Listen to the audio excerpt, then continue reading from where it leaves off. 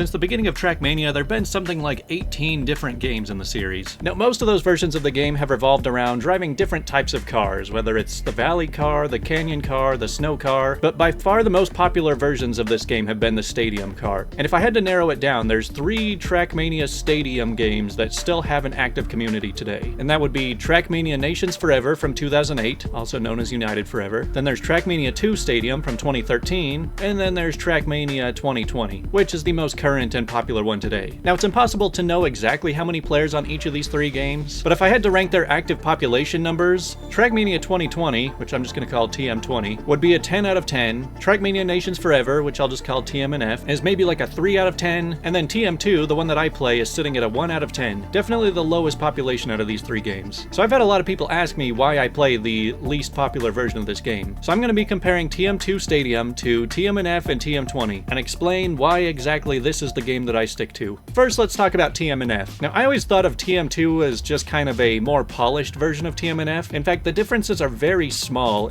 A lot of people can't even really tell the difference between these 2 games. And to be honest, I think a lot of people within TM2 or TMNF, it just kind of comes down to whatever game you started with, you don't really see the need to switch over to the other one. You're probably just going to stick to the game that you know better and the one that you know more people online. But some of the major differences is that in TMNF, you have a lot more landing bugs. Now, a lot of players like to cope with it by saying, no, we like the bugs. We like having our records be ruined constantly. And don't get me wrong, I enjoy some of the bugs in Trackmania. I love bug slides, I love nose bugs, and all that stuff is great, except for the landing bugs. That one kind of ruins it a little bit too much. The benefits to TMNF, though, is that they do have the bug fins and the bug CPs, and also it's just a much easier game to run on old systems because it's an older game. But with all of that aside, let me just give an even bigger reason why I don't play Trackmania Nations Forever. Alright, so here I have it on Steam, a total of 19 minutes played. So alright, we'll boot it up. Alright, let me try and create my account for Cybreed. That login's already used. Okay, let me just create something else. Alright, I put in all the information it's asking for me. Let's just get it started. Oh, account creation failed. Error. Retry?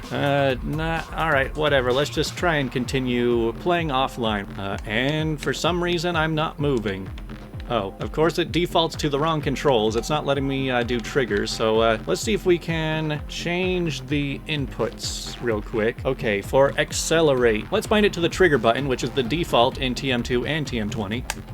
Oh, and it doesn't even register it. How about we try accelerate analog? Okay, at least that works. We can bind the trigger to an analog accelerate, but now there's no analog brake thing, and we can't set the brake to the left trigger. Let's at least see what happens when we try and drive like this thing. All right, there we go. We are driving while holding the right trigger to accelerate, except here is the problem. When I try and go around and drift around a corner, I'm pushing the brake, and it's slowing me down like you would expect the brake to do, but I don't think that it is actually pushing on the brakes. It is just undoing the acceleration that is being pushed on my right trigger. So I can go forward and I can go backwards, but going backwards doesn't actually trigger the brakes. So there you have it. Whenever I open TMNF, I can't even go online for whatever reason, and I can't even bind my controller either. So this game really just does not want me to play. And I know a lot of people will comment being like, oh, you just go download a few mods and then it'll work. But I'm just like, I already have a game that is exactly like this, but a little better. So I don't feel the need to jump through a bunch of hoops just to play a slightly worse version of the game that I already play. Also, I know a lot of people always say you're not allowed to complain about graphics, but TM2 just looks so much nicer than TMNF. But now we get into the discussion of TM2 versus TM20, and I have a lot to say about this one. Now, first of all, why did they just call it Trackmania? Did they forget that there are already 18 other games named Trackmania? See, the problem is that when you don't give it an actual title, the community has to come up with their own kind of title to call it. Why couldn't they have just called this game Trackmania 3? Or would Trackmania Turbo be number 3? So maybe this is Trackmania 4? This is just as bad as Doom 2016. So okay, Trackmania 2020. Now why don't I play this one? Subscription. Yeah, that is by far the biggest reason. Paid subscription. There is no reason a game like this should be a subscription. Now, there are a lot of reasons why a subscription is such a bad idea for this kind of game. I mean, for one, you never actually own the game. You're basically just renting it. And I know a lot of people will say like, oh, well, it's only $20 a year. You'll definitely get your money's worth out of it. And yeah, I don't doubt that. I've put 2,000 hours into TM2, which I paid $5 for. However, I've been a very big advocate against the gaming industry as a whole, just trying to rip people off. I mean, you'll see YouTube videos all the time talking about how the gaming industry has gone downhill, how all these corporate game developers only care about making money, how they're flooding all their games full of microtransactions and battle passes and all these live service games. And so I've always always look to that and I say, if you don't like it, then don't pay for it. And so that's what it really comes down to, is that I just don't want to support this kind of business model. Another negative to the subscription is that when you are paying over time just to have your account active, it's kind of the developer's way of like locking you down and only playing this game. Now, a lot of people with games like this, they'll buy it, they'll play a couple months, and then they'll take a few months off, and then they'll come back. But if you're paying a subscription for it, you're automatically locked into thinking like, oh man, I have to be playing this game because I'm paying for it. If I take months off, then like that's just a waste of money. But I think that this business model is really hurting TM20's chances of bringing new players in. Like, yeah, they have their free version, but that free version is basically just a demo at this point. So I mean, just think about it this way. I'm playing TM2 and I reach out to some friends and say, hey, you should get this game and we can all play together. Now, I can't really recommend TMNF because it's a broken game and I can't even get it open. And then I can't recommend TM20 because I don't want to be like, oh yeah, if you want to come play this with me, you're going to have to sign up for a subscription. And so it's a lot harder to sell them on that than to just be like, oh yeah, TM2, it's on sale right now for $5. But putting aside the subscription, now let's talk about some other issues that I have with TM20. And this list of issues comes from a lot of other people I know that stick to TM2. So first off is the art style. Now, I know this part is very subjective, but I gotta say, I'm not really a big fan of this new look. It seems like they went for this overly minimalist design where you have all these different surfaces, but none of them have any kind of texture. I mean, every different surface in this game looks like it's just a different color of plastic. They went so minimalist that you can barely even tell some of the textures apart. Man, these graphics look like they came from Toy Story 1. Like, I get that they're higher resolution, but it just doesn't look that pretty, especially with all these billboards showing ads in the game too. And yet, even with these more basic graphics, it still overheats my computer way more than TM2 does. I actually think, like, TM2 looks better than TM20. Like, TM2 is a really good looking game, especially for 2013. Another reason that a lot of my friends really avoid TM20 is all of the different surfaces. See, normally we're used to just driving on pavement, dirt, and sometimes grass. But here we've got pavement, dirt, grass, ice, water, reactors, wood, plastic,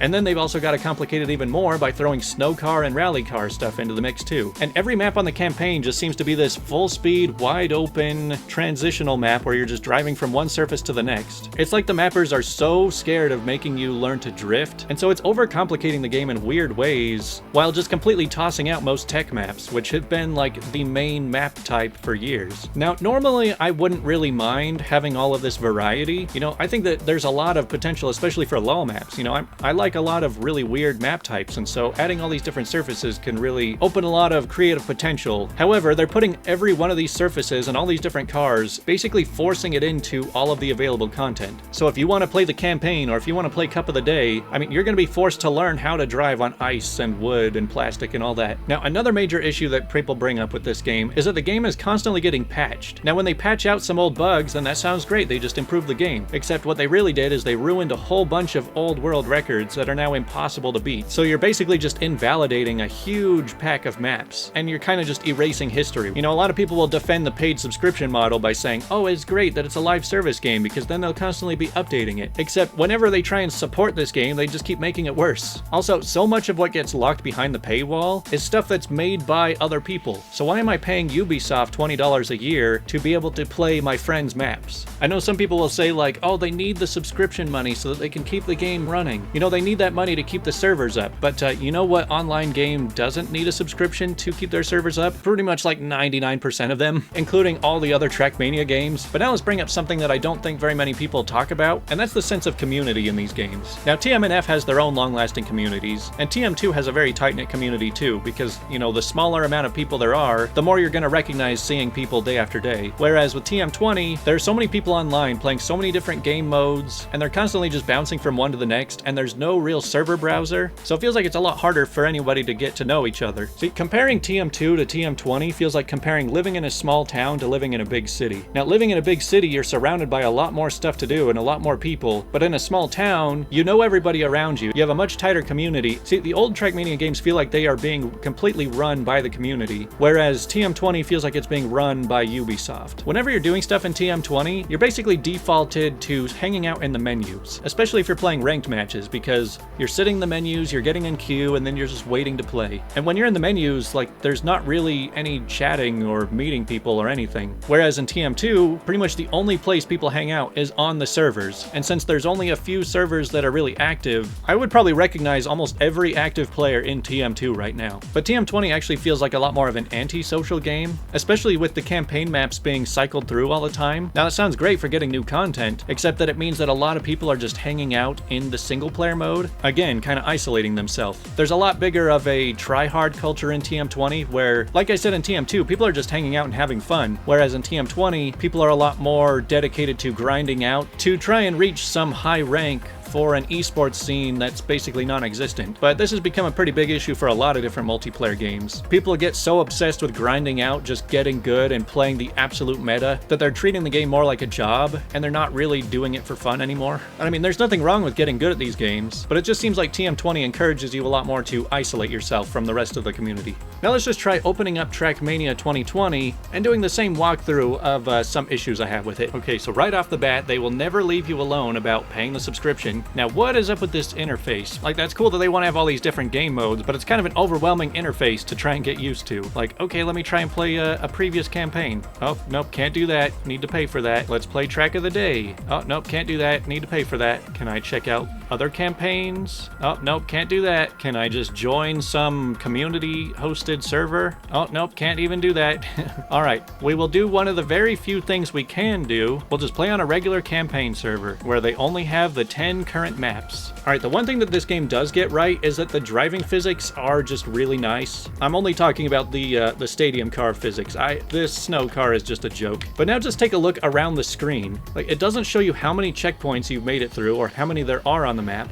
Let's check the leaderboards. Oh, wait, I have to pay for that. Standard access required. Standard access doesn't even exist anymore. Let's just look at the live rankings then. Now, even the little things kind of bother me. Like, you can't create a nickname, so everyone just has the same plain text name. You can't change the colors or the fonts or put in any special characters. Just compare this screen to what it looks like when you're playing TM2. You've got the live rankings on the side for everyone that's in the game right now. You've got the overall map records. You can scroll through and see everyone on the list. It's a very colorful list. You can also see the best times for each checkpoint, and you can see how many checkpoints there are. There's just a lot more useful information on this screen. Another thing missing from TM20 is that any time in the older games that someone on the server sets a really good time on the map that they're all playing, it'll show up in the chat, and so you have everybody just kind of cheering each other on. Now, some complaints about this game that I hadn't really thought about. Some people were mentioning that whenever you're making maps, it seems like a lot of people are way more interested in the scenery you put into the map than the actual driving experience. And in order to get good scenery, you just have to know Blender. So basically, if you know nothing about Blender, you just don't stand a chance in getting your map noticed by anyone. Now, I'm not that big into mapping anyway, and I also can't map without paying, so I barely know anything about this scene. Another complaint I've heard is the whole action keys controversy. How without action keys, keyboard players are at a disadvantage, but with action keys, they have too much of an advantage, and it just turns into a bunch of drama. But with all that said, I still think that TM20 does have really good gameplay. I think the driving experience is really nice, and I do think that Cup of the Day is an interesting way to bring the community together, but the types of maps you're forced to play just get kind of annoying. But overall, surprisingly, I don't feel like I'm really missing out on much by not playing this game. Like, yeah, I'm missing out on a couple different gimmicky game modes, but anytime there's something really interesting from TM20, we can pretty much just replicate it in TM2. There's quite a bit of customization available in TM2. Something I forgot to mention about TMNF is that it's just missing a lot of things that TM2 has. You can't make any custom blocks, there's not even bumpers. Now, if TM20 did ever come out with a model where you could just buy the game and pay once, I would probably get into it a little bit more, but I still don't think I would completely give up on TM2 entirely. But anyways, that's my long-winded explanation of why I play TM2. It's basically the perfect middle ground between the other two games. It's got the very classic feel of TMNF, but without the game-breaking bugs. And then it's got the good graphics and map customization of TM20. And it's in a nice sweet spot where it's very easy to run and it's very cheap to buy, and still just works. Yet there's people like Virtual who seems to pretend that this game does not even exist. He talks a lot about the other two games, but I've never seen him make any content about this one for some reason. Let me know in the comments if you agree or disagree with any of these. I know if I ask everybody which game you prefer, I'm sure that even on this channel dedicated to TM2, it's still mostly TM20 players.